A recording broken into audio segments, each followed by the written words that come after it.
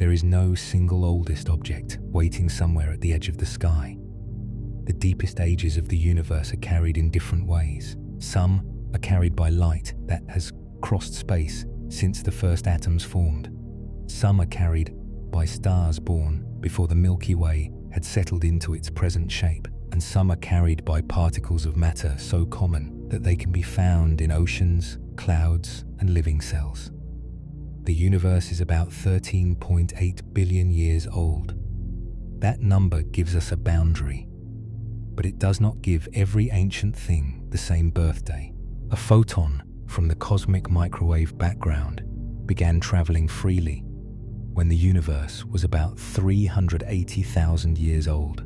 A very old star may have formed a few 100 million years later. A grain preserved inside a meteorite may have condensed around another star before our sun existed, then survived the violent construction of the solar system. Each is old in a different sense. So the search for the oldest things is also a search for reliable clocks, written into temperature, chemical abundance, radioactive decay, and the stretching of light. To follow them, we have to loosen the everyday meaning of age. On Earth, age often belongs to an object that remains recognizably itself. A stone weathers, a tree adds rings, a building carries marks left by weather and hands. But cosmic matter rarely stays in one form. Gas becomes a star. A star returns part of itself to space. That material enters another cloud, another world, perhaps eventually another body. The matter continues, though the arrangement changes. Even the hydrogen around us belongs to this longer history. Most hydrogen nuclei were made during the first minutes of cosmic expansion, before there were stars or galaxies. Many have since passed through environments no human observer could reconstruct in full. They have moved with intergalactic gas, entered growing galaxies, gathered into stellar nurseries, and become part of new systems. Their path is not a straight line from the beginning to the present. It is a sequence of transformations held together by physical laws. Light keeps a different kind of record. Because light travels at a finite speed, distance opens the past. The moon appears as it was a little more than a second ago. The sun appears about 8 minutes in the past. The nearest stars arrive years late. Distant galaxies reach us after journeys lasting billions of years. A telescope does not simply magnify space. It arranges time across its field of view. This means the oldest observable things are not always the oldest surviving objects nearby. A remote galaxy may appear younger than an ancient star in the Milky Way because we see that galaxy during its infancy. A meteorite grain can be physically close enough to touch, yet carry evidence of a star that vanished before Earth formed. The oldest light can fill every direction of the sky while remaining invisible to human eyes. Tonight, these different histories will gradually come together. We will begin near the earliest light, then move toward the first generations of stars, the oldest surviving stellar populations, and the tiny pieces of older systems preserved inside our own. The journey will not lead to one final relic that is older than everything else. Instead, it will reveal several ways the universe remembers. In radiation, age becomes distance. In stars, age becomes chemistry. In meteorites, age becomes something held inside matter. And here, in the present, all of those records are still arriving. The oldest light does not come from a star. It reaches us from a time before any star had formed, before galaxies had gathered into recognizable shapes, and before the universe contained the heavier elements that would later become rock, air, oceans, and living cells. Today, this light is called the cosmic microwave background. It fills the sky in every direction, not as a visible glow, but as faint microwave radiation with a temperature just under 3 degrees above absolute zero. Human eyes cannot see it.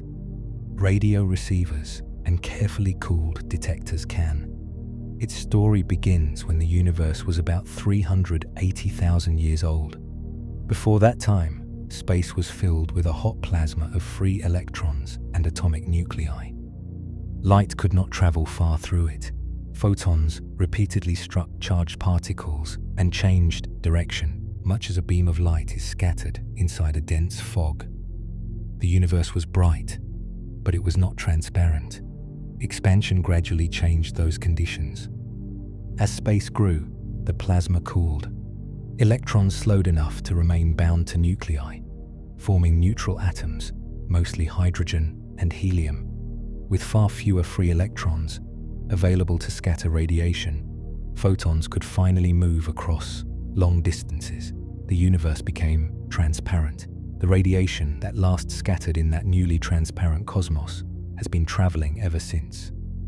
At the time, the universe had a temperature of roughly 3,000 degrees Kelvin, warm enough for the light to resemble the glow of a hot surface. During the billions of years that followed, space continued to expand, stretching the wavelengths of the radiation and, along with it, that expansion lowered the radiation's temperature to about 2.7 Kelvin, shifting the glow into microwaves and carrying it far beyond ordinary sight. When astronomers map this background, they first account for nearby effects, including the motion of Earth, the solar system, and the Milky Way through space. Our movement creates a broad temperature difference across the sky, making the radiation appear slightly warmer in one direction and slightly cooler in the opposite direction.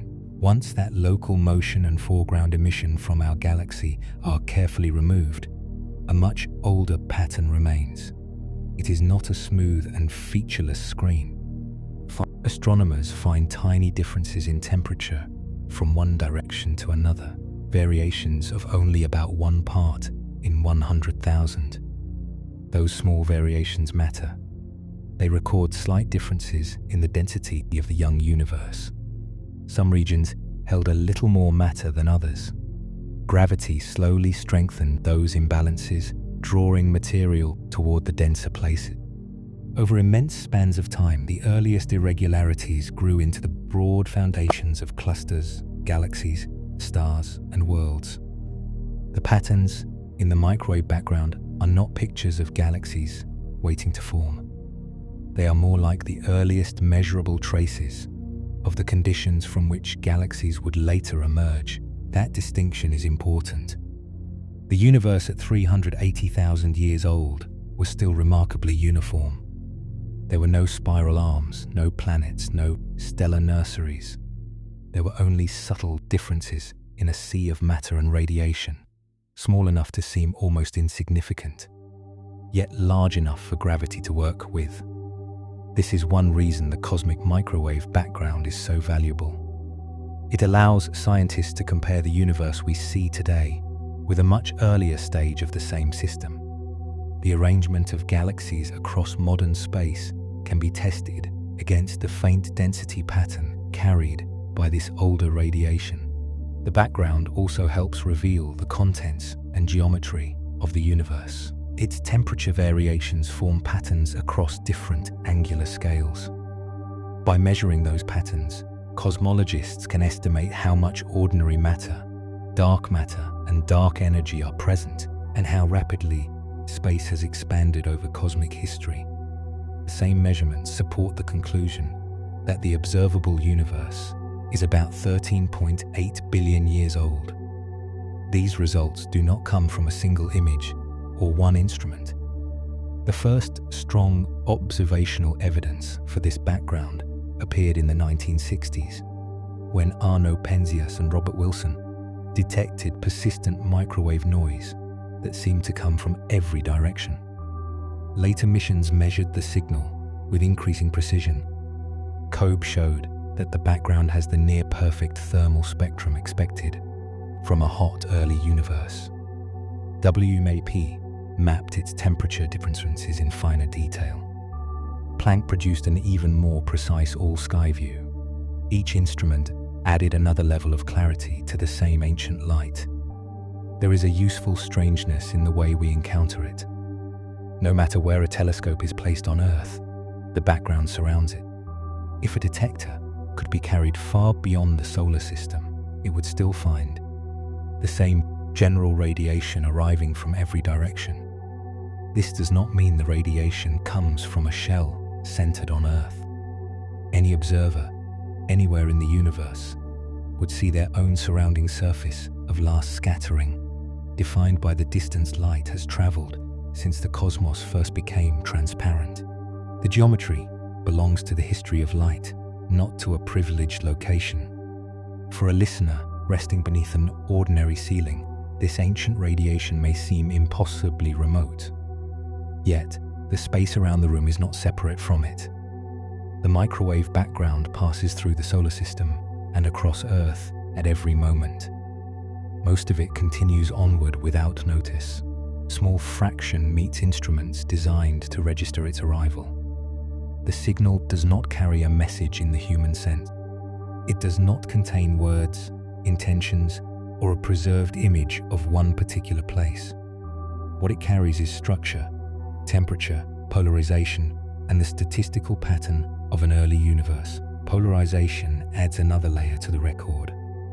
As the young radiation scattered for the last time, its electric fields became oriented in faint patterns. Those patterns help scientists study the movement of early matter and the later effects of cosmic structure. They may also preserve information connected to processes that occurred far earlier, though some of the most ambitious interpretations remain under careful investigation. The oldest observable light, therefore, stands at a boundary. It is not light from the beginning itself. The universe was opaque before it was released, so ordinary telescopes cannot look directly through that earlier plasma. Other possible relics, such as a background of ancient neutrinos or primordial gravitational waves, could carry information from earlier times, but they are far more difficult to detect directly. For light, the cosmic microwave background is the limit.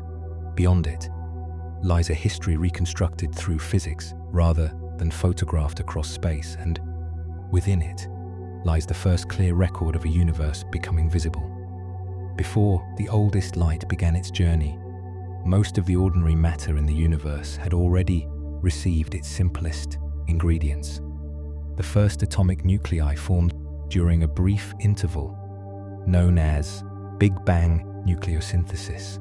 This happened within the opening minutes of cosmic history, while the universe was still far too hot for complete atoms to exist.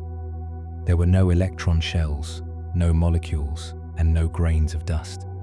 There were only particles moving through an expanding field of radiation, colliding often enough for a small set of nuclear reactions to begin. At first, the temperature was so high that protons and neutrons could not remain joined for long. Any fragile nucleus assembled in a collision was quickly broken apart by energetic photons. Expansion changed that balance. As the universe cooled, deuterium, a heavy form of hydrogen containing one proton and one neutron, could survive long enough to become the first step toward larger nuclei. Once that threshold was crossed, the reactions moved quickly. Deuterium nuclei combined into helium-3, tritium, and then helium-4. Helium-4 was especially stable, so many of the available neutrons became locked inside it. Smaller amounts of deuterium and helium-3 remained, along with traces of lithium-7. The process did not continue very far up the periodic table. The universe was expanding and cooling too rapidly, and there were no stable nuclei with 5 or 8 particles to provide an easy bridge toward heavier elements. Within a matter of minutes, the first period of cosmic element formation was nearly over. By mass, the ordinary matter that emerged was roughly 3 parts hydrogen to 1 part helium, with only very small quantities of the other light nuclei. Carbon, oxygen, silicon, and iron would have to wait for stars. The early universe could make the basic fuel of future stars, but not the complex material of rocky planets. This is one of the oldest physical records available to science. The proportions of deuterium and helium preserved in very old or chemically simple environments can be compared with calculations of the early universe. When the observed abundances agree with the predicted ones, matter from much later times becomes evidence for conditions that existed during the first few minutes. Deuterium is especially useful because stars tend to destroy it rather than create large amounts of it. When gas enters a star, deuterium burns at temperatures lower than those required for ordinary hydrogen fusion. A relatively unprocessed cloud can therefore preserve a clearer memory of the primordial abundance. Astronomers study the absorption lines of deuterium in distant, low metallicity gas and compare them with models of nucleosynthesis. Helium offers a complementary measure. Some helium has been produced inside stars. So, researchers examine environments where stellar enrichment has been limited and work backward toward the primordial value. These observations require careful corrections because temperature, density, and local radiation can change the way spectral lines appear. The early universe is not read from one perfect sample. It is reconstructed from many imperfect ones whose uncertainties can be tested against one another. The record is not perfect in every detail. Lithium presents a persistent puzzle. Standard calculations predict more primordial lithium than astronomers find in the atmospheres of many old, metal-poor stars. The difference may involve stellar processes that alter surface lithium, limits in the observations, or physics not yet fully understood. The other light elements fit the general picture far more closely, making primordial nucleosynthesis one of the major tests of the hot early universe. For the next several 100,000 years, the nuclei remained inside a charged plasma. Hydrogen nuclei were mostly single protons. Helium nuclei contained 2 protons and usually 2 neutrons. Electrons moved freely among them, and repeated scattering prevented light from traveling in a straight line for long. Matter existed, but atoms in the familiar sense had not yet become stable. Only after further expansion and cooling could electrons remain attached to nuclei. Then, neutral hydrogen and helium appeared across space. The photons released from their last frequent scattering became the cosmic microwave background. While the atoms entered a much less luminous age, the universe was transparent, but there were still no stars to shine through it. This was the beginning of the cosmic dark ages. The name can suggest emptiness, though the universe was not empty. Neutral gas filled space. Dark matter had already begun gathering into an invisible network of denser regions and thinner spaces. Gravity was working continuously, amplifying the slight irregularities recorded in the microwave background, long before the radio receivers of modern observatories. No human sense could have noticed this interval. There was no night sky in the familiar meaning of the phrase, because there were no nearby worlds from which to look outward, and no stars to define points against the background. The Dark Ages are known through traces that survived into later eras, and through equations tested against those traces. That makes this period different from the visible histories that follow. It must be approached indirectly with measurements that link the first light to the first stars. The gap is not an empty page. It is a page written in neutral gas, gravitational growth, and signals that arrive faintly at wavelengths our eyes were never built to detect. The changes were gradual. A region containing slightly more matter exerted a little gravitational pull. It drew in nearby material, which made the region denser and increased its attraction. Dark matter, interacting mainly through gravity, formed the deeper wells. Ordinary hydrogen and helium fell into them, collided, and began to heat as the gas was compressed. During this interval, hydrogen also carried a faint radio signature. Neutral hydrogen atoms can change the relative orientation of the proton and electron within them, releasing or absorbing radiation, with a wavelength of about 21 centimeters under local conditions. Because cosmic expansion stretches that wavelength, astronomers search at longer radio wavelengths for signals from hydrogen in the Dark Ages and the later period when the first luminous objects began altering the gas are difficult. Radio emissions from our galaxy, human technology, Earth's ionosphere, and the instruments themselves can overwhelm the older signal. Yet, the effort continues because neutral hydrogen may offer a three-dimensional record of the universe before ordinary telescopes could see stars and galaxies clearly. Instead of observing individual objects, scientists hope to trace broad changes in the gas as gravity gathered it and early radiation began to transform it. The hydrogen involved in that search is older than any star. A hydrogen nucleus in intergalactic space may be a proton that has persisted since the opening minutes. It may have gained an electron, lost it when later radiation ionized the gas, and gained another at some later time. Its identity as a complete atom may have changed, but the nucleus can carry a nearly unbroken history from primordial nucleosynthesis onward. This makes the phrase oldest matter both accurate and incomplete. Matter does not keep a visible surface on which its age is written. A proton from the early universe looks like any other proton. There is no microscopic weathering, no faded edge, and no internal label recording the places it has passed. Its antiquity is known collectively through the physics of formation and the abundance of elements rather than through a mark on one individual particle. The same hydrogen now appears in many settings. It fills the space between galaxies. It moves through the outer regions of the Milky Way. It becomes ionized inside stars, where protons take part in fusion. It enters cold molecular clouds and joins oxygen to become water. The nucleus may be primordial even when the molecule is new. That distinction gives cosmic age an unusual texture. A drop of water can be recently condensed, while the hydrogen within it may trace back almost to the beginning. The arrangement belongs to the present. Some of the material belongs to the first minutes. There is no need to imagine the room around you as a museum of unchanged relics. The connection is more active than that.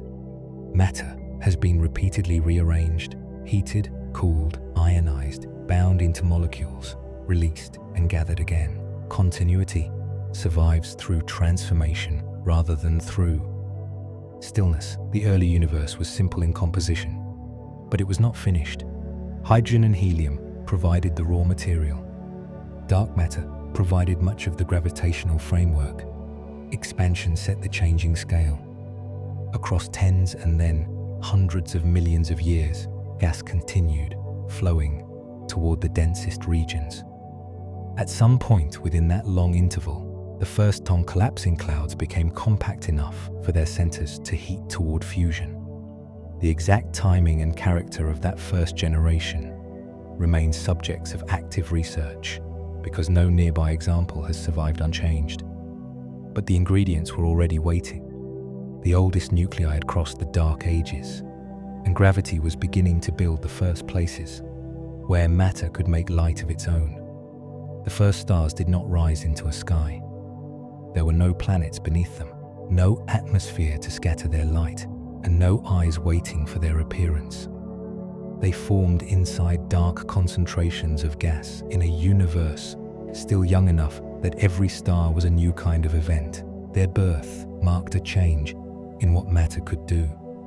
For tens of millions of years after neutral atoms formed, gravity drew hydrogen and helium toward the densest parts of the dark matter network. The gas did not fall all at once. It moved inward through smaller flows, colliding, heating, and gradually collecting in compact regions, sometimes called mini-halos. A cloud can collapse only if it can release some of the heat produced by compression. Modern star-forming clouds contain dust and elements such as carbon and oxygen, which provide several ways for energy to escape. The first clouds had none of those materials. They began with hydrogen, helium, and tiny amounts of lithium left by the early universe. Their cooling depended largely on molecular hydrogen. A molecule made from two hydrogen atoms could absorb energy in collisions and later release part of it as infrared radiation. This modest ability to cool the gas allowed contraction to continue. The process was less efficient than cooling in later, chemically enriched clouds, so the first collapsing regions tended to remain comparatively warm and gather more mass before breaking into smaller structures.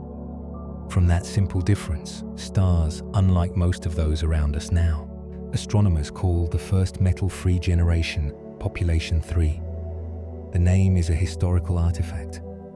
Population 1 refers broadly to younger, metal-rich stars like the Sun.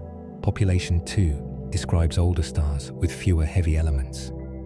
Population 3 was added later for the generation that must have come before both. No confirmed example has survived nearby. That absence is expected. Simulations indicate that many of the first stars were considerably more massive than the Sun, though their exact range remains uncertain. Some may have formed with tens of solar masses. Others may have grown larger as gas continued feeding them through surrounding disks. Rather than one universal type, the first generation may have included a range of masses, multiple systems, and stars whose growth depended on the local motion of gas. This is a field where models have become more detailed without making every answer final. The earliest calculations often pictured single, immense stars forming almost alone. Later simulations gained the resolution to follow rotating disks around young protostars. Those disks could fragment, producing companions and groups. Radiation from the growing stars could then heat, ionize, and push against the infalling material, limiting further growth. The result is not a single portrait, but a family of possibilities bounded by physics. Whatever their final masses, these stars began with an unusual chemical purity. Their cores contained no carbon inherited from older stars, no oxygen from earlier stellar winds, and no iron dispersed by previous explosions. The only fuel available at first was the primordial mixture. Gravity compressed their centers until temperatures became high enough for nuclear fusion. Hydrogen nuclei began joining into helium, and a new point of light appeared within the Dark Ages. The first ignition may have happened as early as roughly 100 million years after the beginning, though the timing is still being refined. It would not have occurred everywhere at once. One region could contain a forming star, while another, far away, remained untouched neutral gas. Cosmic dawn was not a single sunrise crossing a horizon. It was a scattered emergence of sources across an expanding universe. Each source changed the space around it. A very massive metal-free star could have a hot surface and produce intense ultraviolet radiation. That radiation ionized nearby hydrogen, separating electrons from protons and creating expanding bubbles of altered gas. Inside those bubbles, the conditions for later star formation changed. Molecules could be destroyed, gas could be heated, and neighboring clouds could either be delayed or compressed, depending on their distance and structure. The first stars were therefore not merely objects inside an environment. They began transforming the environment that made them. Their internal evolution also moved quickly. A star's lifetime is not proportional to the amount of fuel it contains. More massive stars have more hydrogen, but their cores are much hotter and their rates of fusion are far greater. They spend their reserves at a pace smaller stars never approach. A star with many times the mass of the Sun can live for only a few million years, while a low-mass star can remain on the main sequence for far longer than the Sun's expected lifetime. Many first-generation stars may have ended before light from another newly formed region could cross the distances between them. As hydrogen ran low in their cores, the most massive stars could fuse progressively heavier nuclei. Helium became carbon. Further reactions built oxygen, neon, magnesium, silicon, and other elements. In the largest stellar cores, fusion could advance toward iron, where the process no longer provides energy in the same sustaining way. Then gravity reclaimed the center. The final outcome depended strongly on mass, rotation mixing, and the amount of material retained. Some first stars may have collapsed into black holes with little material escaping. Some may have produced energetic supernovae. Stars within a particular high mass range may have been disrupted by pair instability supernovae, explosions capable of unbinding the star and leaving no compact remnant. These possibilities matter because each ending produces a different chemical signature. An explosion distributes newly formed elements into nearby gas. A direct collapse can lock much of that material behind an event horizon. A supernova with extensive fallback may eject some elements while the inner layers return to the forming black hole. The next generation of stars records the outcome in the proportions of carbon, iron, magnesium, and other nuclei incorporated at birth. This is how astronomers search for stars they cannot see directly. Very old, metal-poor stars in the Milky Way act as chemical archives.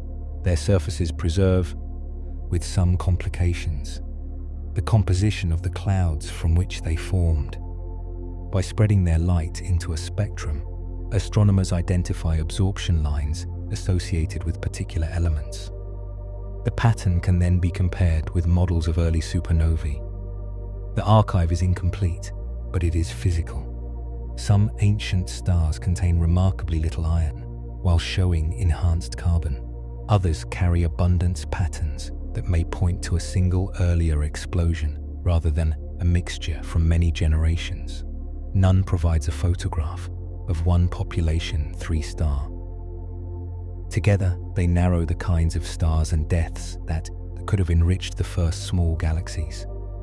You might picture the process not as reading a name carved into stone, but as recognizing an old recipe from traces left in a later meal. The original kitchen is gone. The first ingredients have been transformed.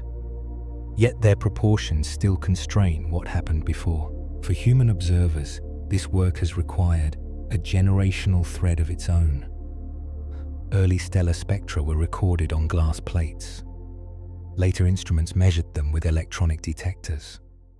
Large surveys identified rare candidates among millions of stars, and high-resolution spectrographs returned to the most promising ones. For long observations, a star too faint for casual sight could become a record of the universe's first chemical changes, because many people, separated by decades, improved the methods needed to read it.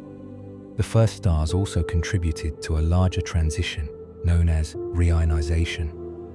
After the cosmic microwave background was released, most ordinary matter between forming structures was neutral. As stars and early galaxies produced ultraviolet light, expanding ionized regions appeared around them. Over hundreds of millions of years, those regions grew and overlapped until much of the intergalactic hydrogen was ionized again. The process was uneven and prolonged. Stars were likely major contributors, especially within numerous early galaxies, but astronomers continue to study how much radiation escaped those galaxies, and whether accreting black holes also played a significant role. The end of reionization is constrained by several kinds of observation, including the absorption imprinted on the spectra of distant quasars and galaxies. This transformation changed how light moved through the cosmos. It also linked the brief lives of individual stars to the state of gas across enormous volumes. Direct detection remains difficult because cosmic expansion has stretched their ultraviolet light into infrared wavelengths, while the first stars were born at distances where even powerful telescopes usually see combined galaxies rather than isolated stellar surfaces. Gravitational lensing can sometimes magnify very distant sources, and rare explosions may briefly make individual early stars easier to detect. The James Webb Space Telescope is examining galaxies from cosmic dawn with the sensitivity and infrared coverage needed to test these ideas. Some observations have revealed systems already forming stars when the universe was only a few 100 million years old. There have also been intriguing chemical and spectral clues that may point toward pockets of very primitive star formation. But an intriguing clue is not a confirmed first star. A genuine detection would need to distinguish metal-free stars from other young, hot populations and from radiation produced near black holes. The interpretation must account for gas around the stars, the history of enrichment, and the magnification of any gravitational lens. The first generation sits near the edge of what present instruments can separate cleanly. Their absence from a catalogue does not make them imaginary. The universe began with almost no elements heavier than lithium. Later stars, gas clouds, planets, and living bodies contain carbon, oxygen, calcium, and iron. Somewhere between those two states, the first stellar furnaces had to ignite, create new nuclei, and return at least some of them to space. That transformation is their surviving evidence.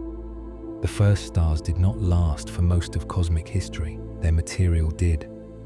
It moved into young galaxies, entered later clouds, and became part of smaller stars, able to survive for billions of years. Some of those later stars still travel through the halo of the Milky Way, carrying faint chemical memories of the time when light first began making elements the early universe could not. The first stars are gone, but some of the stars, born soon after them, are still shining. They are not bright landmarks in the night sky. Most are faint, low-mass stars moving through the halo of the Milky Way, far from the thin disk where the sun travels. Their light is modest, their histories are not. These stars formed when the universe contained only small traces of elements heavier than helium. Astronomers call them metal poor, using the word metal for nearly every element beyond hydrogen and helium. Their low metallicity does not give an exact birthday, but it places them close to the beginning of stellar chemical history. A star with very little iron probably formed before many earlier stars had lived and died. This is one of the foundations of stellar archaeology. Instead of searching only for distant galaxies whose light shows the early universe directly, astronomers study ancient stars nearby and treat their surfaces as preserved samples of old gas. The method depends on spectroscopy. When light from a star is separated into its component wavelengths, dark absorption lines appear where atoms in the stellar atmosphere have removed specific energies. Each element produces its own pattern. Iron, calcium, carbon, magnesium, oxygen, and many others can be identified, even when they are present in very small amounts. The lines become a chemical record of the cloud that made the star. That record is not perfectly untouched. Some elements can be altered as a star evolves. Material from the interior may be mixed toward the surface. A companion star may transfer matter. Lithium can be depleted. Carbon can be changed during later evolutionary stages. Researchers account for these effects, comparing several elements, rather than relying on one number. Even with those complications, ancient stars reveal a striking range of early histories. Some have less than 1/10,000th of the sun's iron abundance. A few contain still less. Certain stars are rich in carbon relative to iron, while others carry patterns associated with neutron capture processes or particular forms of supernova enrichment. These differences suggest that the early galaxy was not chemically uniform. A young star-forming cloud might have been enriched by only one explosion, or by a small number of them. Material had not yet been mixed through the galaxy as thoroughly as it is today. A star forming in one region could inherit a very different combination of elements from another star born at nearly the same time elsewhere. Each ancient atmosphere may therefore preserve a local event. One star may carry the ejecta of a massive supernova, Another may reflect material released by a rapidly rotating early star. Another may contain a mixture from several sources, blended before it formed. Astronomers compare these patterns with theoretical models of stellar evolution and explosion. They ask how much carbon, magnesium, calcium or iron a star of a certain mass would have produced, and how much of that material would have escaped rather than falling back into a black hole. The match is rarely simple. Models depend on rotation, mixing, mass loss, explosion energy, and the movement of material inside the dying star. Observations contain their own uncertainties. Yet across many stars, broad patterns emerge, narrowing the possible lives of earlier generations.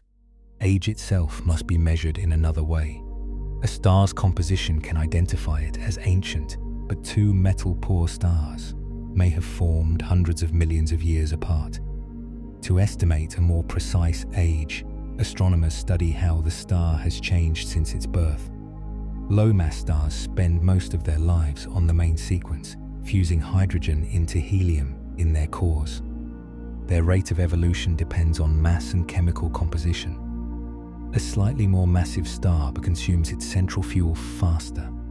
A smaller one changes more gradually. The most useful moments often come when a star begins leaving the main sequence.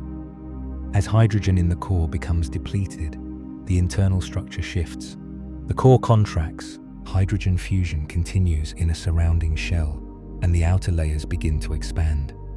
The star becomes a subgiant and later a red giant. A subgiant occupies a revealing stage. Its brightness and temperature respond sensitively to age, making it possible to compare precise observations with models of stellar evolution. One famous example is HD Fontaine 0283. It lies in the direction of Libra, a little under 200 light-years from Earth. It is too faint to be prominent to the unaided eye, yet close enough for detailed measurement. Its low abundance of iron showed early on that it belonged to an old stellar population. The star became widely known as the Methuselah star because some early calculations gave it an age that appeared older than the universe. That did not mean the star truly predated cosmic history. It meant the uncertainties in the measurement were still too large. A stellar age depends on several linked quantities. Astronomers need the distance, because distance determines the star's true luminosity. They need the surface temperature, chemical composition, and corrections for interstellar material. They also need models describing how stars of that mass and composition evolve. A small change in any of these can shift the final age. Improved distance measurements and updated stellar models brought the estimate into agreement with cosmology. The star is still remarkably old, likely formed within the first several hundred million years after the earliest generations began enriching space. But its age carries an uncertainty range rather than a single perfect number. That uncertainty is part of the science. The age of an ancient star is not read directly from a dial. It is inferred by finding which model histories are compatible with the star we observe now. Better measurements narrow the possibilities, but they do not erase every ambiguity. Other methods can sometimes provide independent clocks. Some very old stars contain radioactive elements, such as thorium or uranium. These nuclei decay at known rates. If astronomers can estimate how much of the element was present when the star formed, they can compare the original abundance with what remains today. This technique is called nucleocosmochronology. Its strength is also its difficulty. Radioactive decay is well understood, but the initial production of thorium and uranium in early neutron capture events is harder to reconstruct. The method works best when several elements are measured, and the production models can be tested against them. Ancient stars can also be studied through their motion.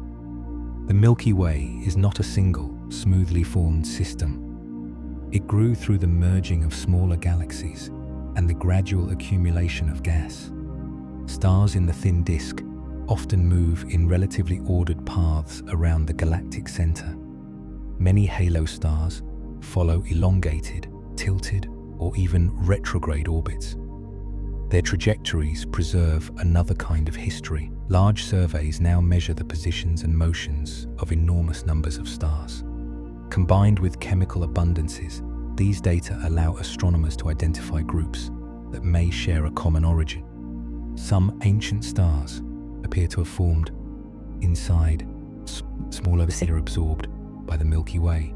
Others may have formed in the early central regions of our own galaxy. Their present locations do not necessarily reveal where they were born. The halo is a mixture of survivors. It contains stars formed during the Milky Way's early assembly, stars carried in by mergers, and clusters that may be the remaining cores of disrupted systems. What looks like a sparse population around the galaxy is also a record of construction. Globular clusters preserve this record on a larger scale. A globular cluster is a gravitationally bound collection of tens of thousands, hundreds of thousands, or sometimes more than 1 million stars. Many orbit in the Milky Way's halo, forming dense spheres whose centers can contain stars separated by only small fractions of a light year. Most are very old. Their stars generally formed during early stages of galactic history, and because many members began at roughly similar times and distances, the cluster can be studied as a population. Astronomers plot the brightness and color of its stars on a color magnitude diagram. The pattern reveals the main sequence, the red giant branch, and other stages of stellar evolution. The most important age marker is often the main sequence turnoff. Stars above a certain mass have already exhausted their central hydrogen and moved away from the main sequence. Stars just below that mass remain. The location of the turnoff acts like the edge of a slowly advancing tide, showing how far stellar evolution has progressed. This allows the age of the cluster to be estimated. The oldest globular clusters formed more than 12 billion years ago, within the early portion of cosmic history. Their exact ages depend on distance, composition, stellar models, and the treatment of processes such as convection and element diffusion. They do not all share the same birthday. Some formed inside the young Milky Way. Others may have arrived through mergers. Their differences in chemistry and motion reveal separate formation environments, even when their present shapes appear similar. A cluster is not completely unchanged across billions of years. Stars exchange energy through repeated gravitational encounters. Some move toward the center, others drift outward and may escape. Binary systems form and evolve. Compact remnants such as white dwarfs, neutron stars, and black holes can sink toward denser regions. Tidal forces from the galaxy gradually pull at the cluster's outer stars. Each passage through the galactic disk or near the central regions can remove additional members. Some clusters develop long stellar streams, thin trails marking where stars have been stripped away along the orbit. Their survival is therefore active. They have endured not by remaining frozen, but by continuously redistributing energy while gravity holds much of the system together. Inside them, unusual stars sometimes appear. Blue stragglers look hotter and more luminous than ordinary stars at the cluster's turnoff, as though they were younger than their surroundings. They are thought to form through stellar collisions or the transfer of mass in binary systems, processes made more likely by the dense environment. Their presence does not mean new stars have recently formed from fresh gas. It shows that old stellar material can be rearranged, giving one star additional mass and a renewed appearance. Age does not prevent transformation. This is true for the cluster as a whole and for the matter within every member. An ancient star may be almost as old as the galaxy, yet the photons leaving its surface were created only recently. The light arriving at a telescope may have spent thousands of years crossing the Milky Way, while the nuclear reactions supporting the star have continued for more than 12 billion years. Different clocks overlap in the same observation. The atoms in the star may include primordial hydrogen. Its heavier elements may come from one or two early stellar deaths. Its orbit may preserve the merger of a vanished galaxy. Its present brightness records the gradual consumption of fuel across an age nearly 3 times that of Earth. Nothing in the image alone displays all of this. The star appears as a point. The cluster appears as a concentrated glow.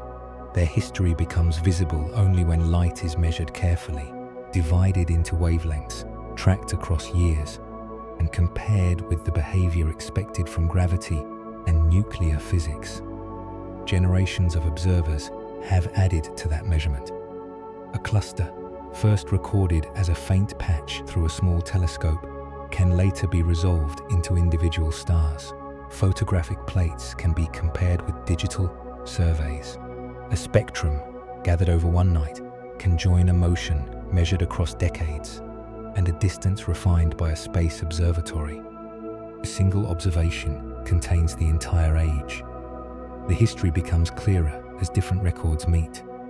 The oldest surviving stars do not take us all the way back to the first minutes. They formed after the primordial nuclei, after the cosmic microwave background, and after at least some early stars had created heavier elements. But they bring that remote era close. Their light crosses the galaxy rather than the observable universe. Their spectra can be studied one element at a time. Their motions can be followed through the gravitational field of the Milky Way. They are not the first stars. They are the stars that remained. The oldest surviving stars carry history and light. The oldest solid materials near Earth carry it in matter. They are found inside meteorites, especially primitive meteorites, that have changed very little since the solar system formed. Within them are microscopic grains that existed before the Sun, before Earth, and before the planets had begun to take shape. These are called presolar grains. Most are smaller than the width of a human hair. Some are so small that millions could rest across the surface of a fingernail. They do not look ancient in any ordinary sense. Under a microscope, they may appear as tiny crystals of silicon carbide, graphite, oxide minerals, or other durable compounds. Their age is revealed not by their shape, but by their atoms. The solar system formed about 4.57 billion years ago from a collapsing cloud of gas and dust. Much of that material had been mixed through the galaxy over long periods. When the young sun heated the surrounding disk, many earlier solids were melted, vaporized, or chemically altered. Some grains survived. They had formed around older stars and traveled through interstellar space before becoming trapped inside the cloud that made the solar system. Later, they were incorporated into asteroids. Fragments of those asteroids eventually fell to Earth as meteorites. A single grain can therefore connect several separate histories. It may have condensed in the outflow of a red giant star. It may have been thrown into space by a supernova. It may have wandered between stars for millions or billions of years. It may then have entered the solar nebula, become enclosed within an asteroid, and remained there until a collision sent part of that asteroid toward Earth. The grain is not merely old. It has traveled through several cosmic environments without being completely erased. Finding these grains requires patience because ordinary meteorite material is also ancient. Nearly everything inside a primitive meteorite dates from the beginning of the solar system. Presolar grains must be distinguished from material that formed locally around the young sun. Scientists do this through isotopes. Atoms of the same element can contain different numbers of neutrons. These forms are called isotopes. Chemical reactions usually treat isotopes in similar ways, but nuclear processes inside stars can produce them in distinctive proportions. The solar system has its own general isotopic patterns. established after material from many stellar sources became mixed together. A presolar grain may depart sharply from those patterns. Its carbon may contain an unusual ratio of carbon-12 to carbon-13. Its oxygen may show an excess of oxygen-17 or oxygen-18. Its silicon, nitrogen, magnesium, or titanium may carry combinations that point toward a particular kind of star. These are not vague similarities. The isotopic ratios can be compared with models of nucleus reactions inside stellar cores, stellar shells, explosions, and expanding atmospheres. The grain's composition becomes a record of the environment where it formed. Some silicon carbide grains appear to have condensed around aging stars on the asymptotic giant branch. These stars have exhausted hydrogen in their cores and pass through later stages of fusion. Their interiors contain shells where nuclear reactions build new elements. Pulses and mixing can carry some of that material toward the surface. Stellar winds then release gas and dust into space. As the gas cools, solid grains condense. A grain formed in such an outflow may preserve evidence of carbon production and slow neutron capture reactions inside the star. It can later reach a laboratory on Earth, where instruments measure its isotopes one tiny region at a time. Other grains carry signatures associated with supernovae. A massive star contains layers formed by different periods of fusion. When the star explodes, material from those layers can mix in complex ways. Certain presolar grains show isotopic combinations that are difficult to explain without such an event. They may contain excesses linked to radioactive nuclei that were present when the grain formed and later decayed. In this way, a daughter isotope can reveal a parent atom that no longer exists. The explosion itself vanished billions of years ago. The imbalance remains inside the grain. This is a more direct form of stellar archaeology than studying the atmosphere of a surviving star. The grain is not only illuminated by an older event, it was physically present within material released by that event. It formed from the debris. Some presolar grains come from novae, binary systems in which material accumulates on a white dwarf and undergoes explosive nuclear burning. Others may come from stars with chemical histories that are still difficult to classify. The population is diverse because the galaxy that supplied the solar system was diverse. Before the Sun formed, many kinds of stars had already enriched interstellar space. Some lived for billions of years and released matter gradually. Others lived briefly and ended in explosions. Their dust entered a shared galactic environment where winds, radiation, shock waves, and molecular clouds repeatedly moved and altered it. Not every grain survived this journey. Interstellar space is thin, but it is not harmless. Dust can be struck by energetic particles, heated by shock fronts, eroded in hot gas, or destroyed inside later stars. The grains found in meteorites are a selected population of durable survivors. Their mineral structures protected them long enough to reach the solar system. Even then, survival was not guaranteed. The early solar disk contained strong temperature differences. Close to the young sun, heat erased much of the earlier solid record. Farther away, cooler regions allowed primitive material to remain. Some asteroids formed from this less altered mixture and avoided the melting and geological recycling that transformed larger bodies.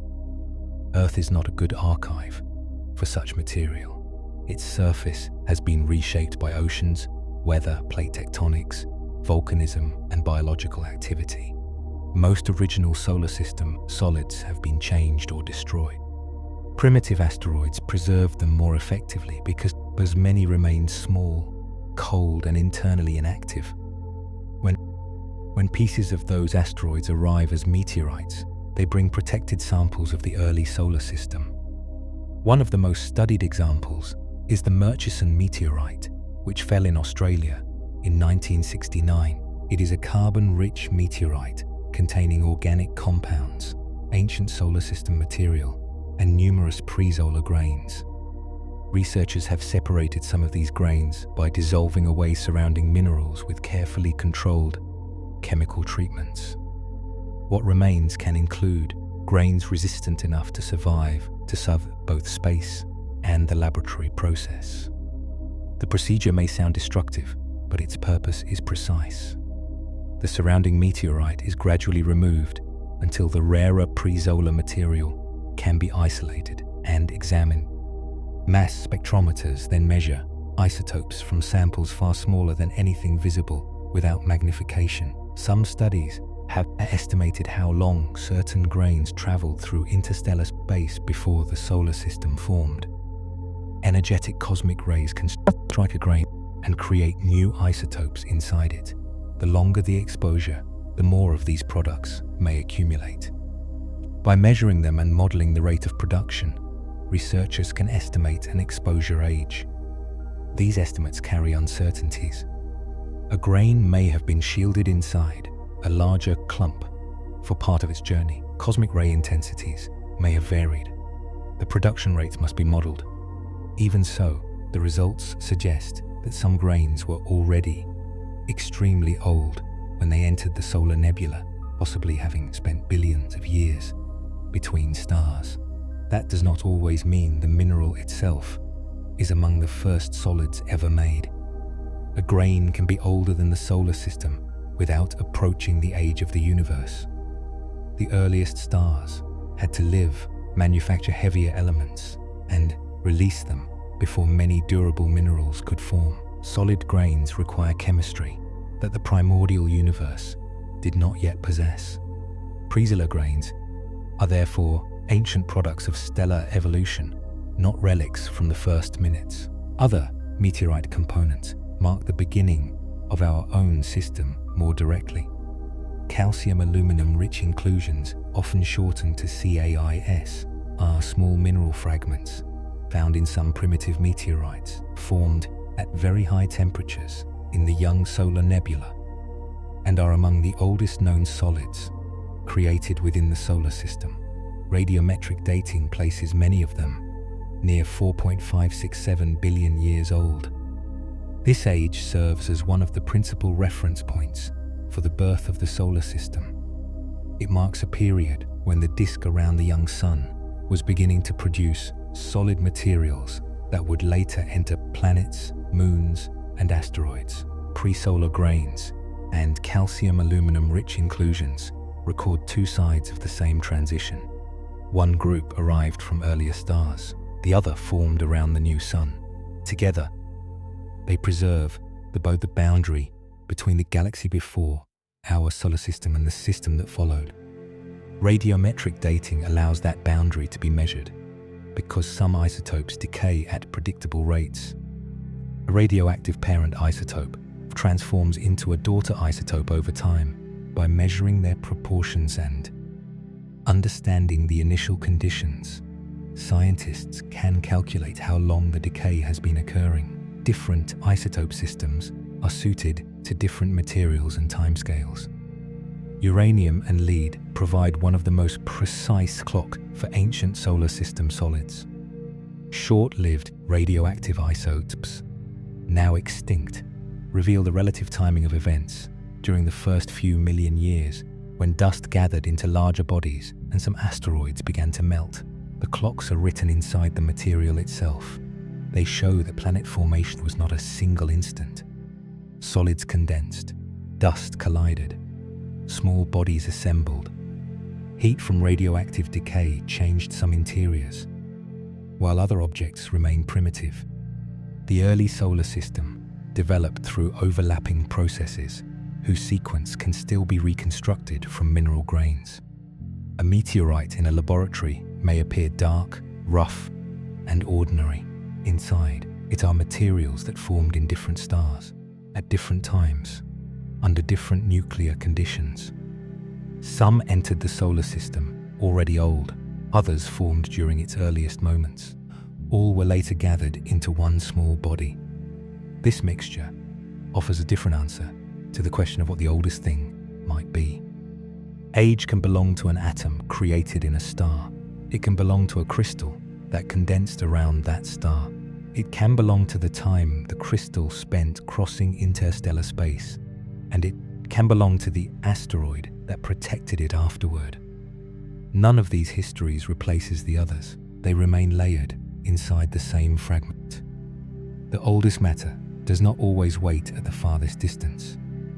Sometimes it arrives through the atmosphere, slows against the air, and comes to rest the ground, carrying pieces of stars that disappeared before the sun began to shine. A star does not stop keeping time when its fusion ends.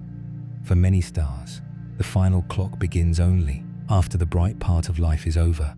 A star with a mass broadly similar to the sun spends most of its existence converting hydrogen into helium. Later, it expands, sheds its outer layers, and leaves behind a compact core. That remaining core is a white dwarf, an object roughly comparable to Earth in size, while containing a substantial fraction of a star's mass. No fusion continues in an ordinary white dwarf. Its light comes from stored heat. The material inside has been compressed until electrons provide the pressure that resists further gravitational collapse. Carbon and oxygen are common in many white dwarf interiors, though the exact composition depends on the original star's mass and evolutionary history. A thin atmosphere, often dominated by hydrogen or helium, surrounds the dense interior and influences how heat escapes into space. At birth, a white dwarf is intensely hot. It may begin with a surface temperature of tens of thousands of degrees. From there, it cools. There is no new central fuel supply replacing the energy it radiates. Its temperature falls, its luminosity declines, and its visible presence becomes harder to detect. This cooling can be used as a clock. A hotter white dwarf may be relatively young. As a remnant, a cooler one has usually spent more time releasing its stored energy. If astronomers understand its mass, atmospheric composition, and internal physics, they can estimate how long the cooling has continued. That estimate gives only part of the object's age. Before becoming a white dwarf, the star spent time on the main sequence and in later evolutionary stages. A lower mass star may have lived for billions of years before exposing its core. A more massive progenitor may have completed its active life much sooner. To estimate the full age, astronomers combine the cooling time with the earlier lifetime of the parent star.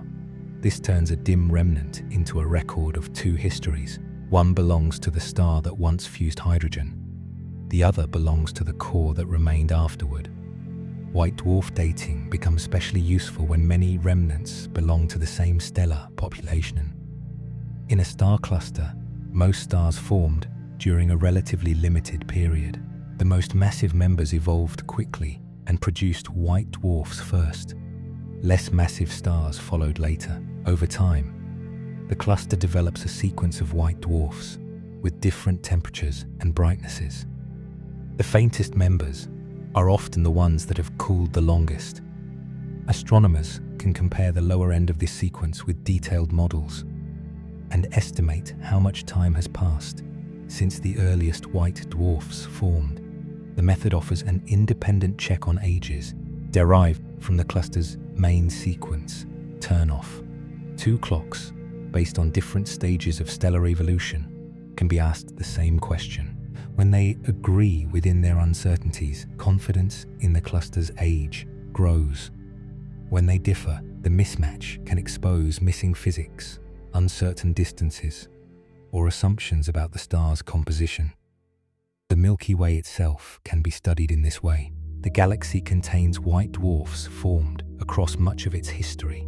Some belong to the thin disk, where the sun travels. Others are associated with the thicker, older disk, or with the stellar halo. Their motions and chemistry help identify the populations from which they came. A very cool white dwarf moving rapidly through the solar neighborhood may be an ancient member of the halo, passing near the sun only temporarily along a much larger galactic orbit. Its faintness records cooling. its motion records membership in an older part of the galaxy. Neither clue is sufficient alone. A white dwarf can be dim because it is cool, small, distant, or affected by its atmosphere. Its velocity can suggest an origin without proving one. Astronomers combine brightness, color, spectrum, parallax, and motion to build a more reliable history. Even then, the oldest white dwarfs are difficult to find. Cooling makes them faint. Their light may shift toward redder and infrared wavelengths, though atmospheric effects can complicate the color. In some very cool hydrogen-rich white dwarfs, molecular hydrogen can absorb infrared radiation through collision-induced processes, changing the emerging spectrum, and sometimes making the object appear bluer than a simple cooling surface would suggest. Old age does not always look the way intuition expects. The internal cooling is also more complex than a hot object simply losing heat. As a white dwarf cools, the ions in its dense interior gradually settle into an ordered solid structure. This crystallization releases energy and changes the rate of cooling. In carbon-oxygen white dwarfs, the two elements may separate to some degree during the process, with oxygen becoming more concentrated toward the center. That redistribution releases additional gravitational energy. The cooling clock briefly slows. Astronomers must include these effects when translating present temperature into age. What might seem like a complication becomes another source of information. The pattern of crystallization allows dense matter physics to be tested in objects that can be measured from across interstellar distances. The white dwarf is not merely a dead star. It is a natural laboratory whose gradual changes continue for billions of years. Some white dwarfs pulsate. Their brightness rises and falls by small amounts as waves move through their interiors. The timing of these pulsations allows astronomers to probe internal structure, much as seismic waves reveal layers inside Earth. This field, known as astroseismology, can help measure the thickness of atmospheric layers, the composition of the core, and the rate at which the remnant is cooling. A clock can sometimes be heard as a rhythm of light. Other white dwarfs reveal the remains of planetary systems. Heavy elements should sink rapidly through the strong gravity of a white dwarf atmosphere. When astronomers detect calcium, magnesium, iron, or other rocky material in the spectrum, it often means that asteroids' planetary fragments have recently fallen onto the star. Some white dwarfs are surrounded by dusty disks made from disrupted bodies. These systems show that planetary material can survive the red giant phase, remain in orbit, and later be scattered inward. The star's final state becomes an archive not only of stellar evolution, but of the system that once surrounded it. A fragment of rock falling onto a white dwarf may contain the chemistry of a vanished planetary architecture. Its arrival occurs long after the original planets formed. Age gathers several layers again. There is the age of the remnant. There is the age of the planetary material. There is the earlier lifetime of the star, and there is the chemical history of the galaxy before the entire system began. Not all white dwarfs remain isolated. In a binary system, a companion can transfer gas onto the remnant. The accumulated material may undergo explosive burning on the surface, producing a nova. In other systems, the transfer or merger may push a white dwarf toward conditions that produce a Type Ia supernova. Such explosions prevent the white dwarf from continuing its long cooling path. But most white dwarfs will never experience that ending. They will radiate their remaining heat into space over intervals far greater than the present age of the universe. Eventually, theory predicts, a white dwarf could become a black dwarf. A black dwarf would be a remnant that had cooled so completely that it emitted almost no detectable thermal light. It would retain mass and gravity, but no longer glow in a way that ordinary telescopes could easily recognize. No black dwarfs exist yet. The universe is far too young. Even the earliest white dwarfs have had only a little more than 13 billion years to cool, and complete fading would require timescales vastly longer than that. The oldest possible black dwarf belongs not to observational astronomy, but to the distant future described by physical models. This gives white dwarfs an unusual place among the oldest things. They are ancient objects that are still near the beginning of their final evolution. A cool remnant may have existed for most of the history of the Milky Way, yet, compared with the time required to become a black dwarf, it has barely begun to fade. Cosmic age depends on the scale against which it is measured. 13 billion years is nearly everything that has happened so far. For a white dwarf's full future, it may be only an opening interval. There is another limit hidden within this future. The white dwarfs present today could not have formed immediately after the beginning. Stars had to appear first. The stars capable of producing the earliest white dwarfs then had to live through their active phases. Only after their outer layers were lost could their cores begin cooling. The oldest white dwarf is therefore younger than the oldest surviving low-mass star. Its remnant age began later, even if its parent star formed very early. This is why the phrase oldest object keeps changing meaning as the journey continues. A white dwarf may be older as a remnant than another object has existed in its current form. A primordial hydrogen nucleus is much older as matter. The light of the microwave background began traveling before either object formed. Each clock starts at a different event. In the present moment, white dwarfs remain scattered through the galaxy, small and easy to overlook. Some are the companions of visible stars. Others move alone through regions where no unaided eye could separate them from the background. Their cooling does not announce itself. A degree is lost over spans longer than human history. The internal crystal grows without a sound. A thin atmosphere controls the escape of heat, while the remnant completes orbit after orbit around the Milky Way. Nothing about the process needs to hurry. The star has already passed through fusion, expansion, and the release of its outer layers. What remains is a core settling into a state that will outlast nearly every luminous object now visible in the sky. The oldest white dwarfs are not the oldest matter, the oldest light, or the earliest stars. They offer something else. They show how the universe measures time after a star's bright life has ended. The oldest galaxies are not the oldest things in the universe. They appeared after the first nuclei, after the cosmic microwave background, and after gravity had already spent millions of years gathering matter into denser regions. Yet galaxies give those earlier events a place to become visible together. Inside them, gas collected, stars formed, black holes began to grow, and the first heavy elements moved through expanding clouds. To study them, astronomers look outward and backward at the same time. The light from a remote galaxy began its journey when the universe was younger. During that journey, space expanded.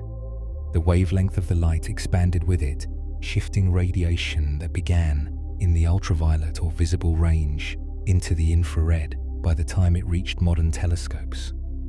This stretching is measured as redshift.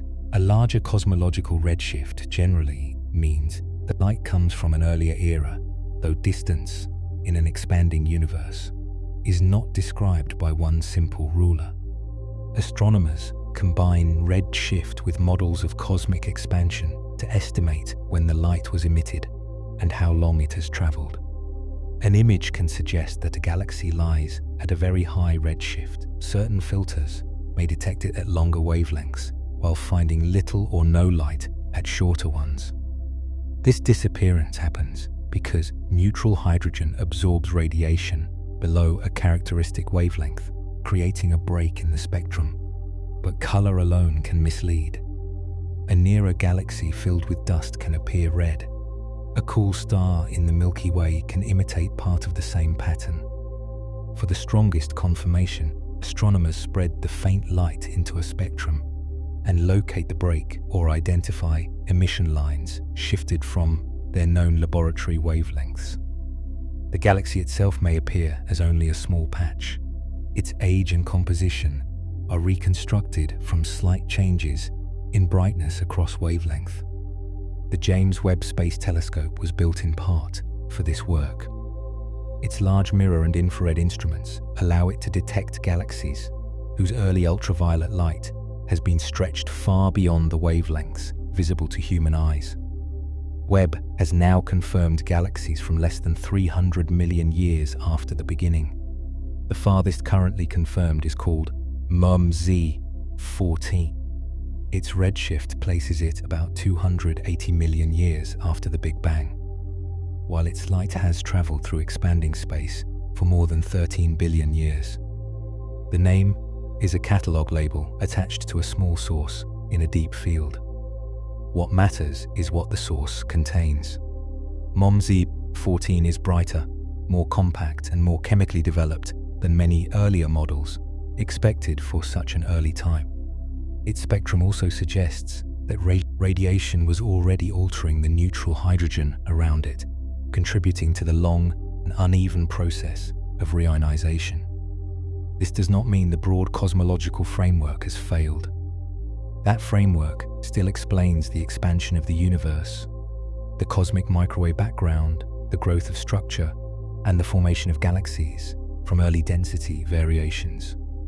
The tension lies in the details of how rapidly some galaxies assembled stars, produced heavy elements, cleared surrounding gas, and became luminous enough for us to detect. First galaxies may have been efficient in ways that earlier models did not capture. Gas could flow rapidly into compact dark matter halos. Star formation may have occurred in intense bursts. Dust may have been less effective at hiding ultraviolet light in some systems. Massive stars, binary stars, stellar winds, and early black holes may all have influenced the brightness that reaches us.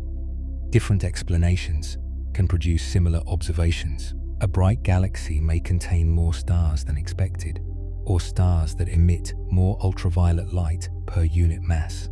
It may have little dust along our line of sight. Radiation from matter falling toward a black hole may add to the signal. Gravitational lensing by foreground matter can magnify a background source. Each possibility must be separated carefully. This is why one record-holding galaxy does not define the whole early universe. The objects we detect first are often the ones easiest to see, the brightest, most compact, most magnified, or most actively forming stars. Fainter galaxies may have been far more numerous while remaining below present limits. The earliest catalogue is shaped by selection. Imagine standing on a distant shore at night and seeing only the strongest lamps across the water. Their brightness would tell you that settlements existed, but not how many small houses lay between them. The first galaxies seen by Webb are real, but they are not necessarily typical. Deep surveys gradually widen the sample. Some observations return repeatedly to small regions of sky, collecting light over long exposures. Others cover broader fields, increasing the chance of finding rare bright objects. Spectroscopy then confirms selected candidates and reveals features hidden inside the images. The work moves between width and depth.